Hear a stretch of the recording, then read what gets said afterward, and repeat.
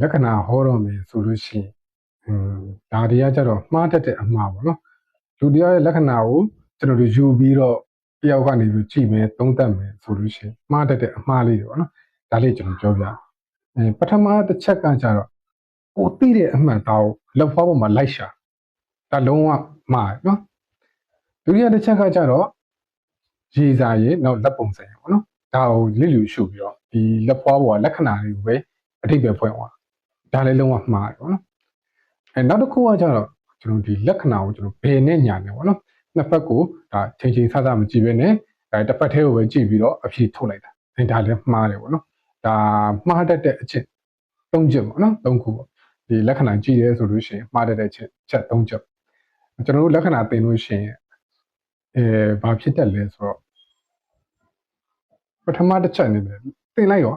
ဒါလေးလည်းတည်ရောကျွန်တော်တို့ကသိတဲ့အမှတ်တောင်ကျွန်တော်လက်ဖောင်းကိုလိုက်ရှာပြီးလို့ရှိရင်ကျွန်တော်တို့ကအဲ့ဒါတွေးတဲ့သူတိုင်းကိုမင်းဒါဖြစ်တော့မယ်ယူပြောတာတကယ်ရောမဟုတ်ဘူးရော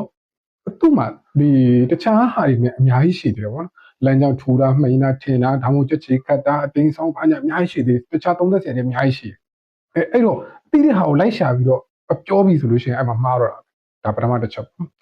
ဒုတိယတစ်ချက်ကြတော့ဒါကျွန်တော်တို့လူတယောက်မှာကျတော့ကျွန်တော်ခံနိုင်ရည်ချင်းမတူဘူးဗျလူတယောက်နဲ့တယောက်မှာပေါ့နော်ခံနိုင်ရည်ချင်းမတူတဲ့ဟာကျတော့သူ့ရဲ့ဒီခံနိုင်ရည်ကိုကြတော့ကျွန်တော်တို့ဒီရေစာတို့လက်ပုံစံတို့ဒိုင်းနဲ့ကြည့်ပြီးသုံးသပ်လူတယောက်ကန်ဆိုကြပါစို့ကန်ဆိုးမိုးအောင်ဖြစ်မယ်ဆိုပါစို့ထားပါတော့နော်ခေါင်း6ရိုက်ခံရမယ်ကန်ဆာတာပါတယ်ဆိုပါစို့6ခံရမယ်ကန်ဆာတာပါတယ်ဆိုပြီးမှလည်းဒီလက်ပုံစံကြီးကအင်မတန်မာကျောနေတဲ့ဟာဆိုလို့ရှိရင်တော့သူပြန်တွေ့မှာပေါ့သူ့ကိုထိခဲ့တယ်လည်းဒါနေမှာပေါ့တကယ်လို့လက်ကလေးကကျွန်တော်တို့လက်တွေတော့ဒါတော်လေးပိုင်းညာဆိုတော့6ရက်လို့ကျွန်တော်တခါလေးကွဲမှာပဲကျွန်တော်ပြန်လို့နိုင်ဖို့ခွန်အားလည်းမရှိဘူးပါလည်းမရှိဘူးနောက်ကကျရေးစားလည်းပြော့နေတယ်ဒီလိုမျိုးပေါ့နော်ဒါကကြတော့ဒီဖြစ်တတ်တဲ့အမှားပေါ့နော်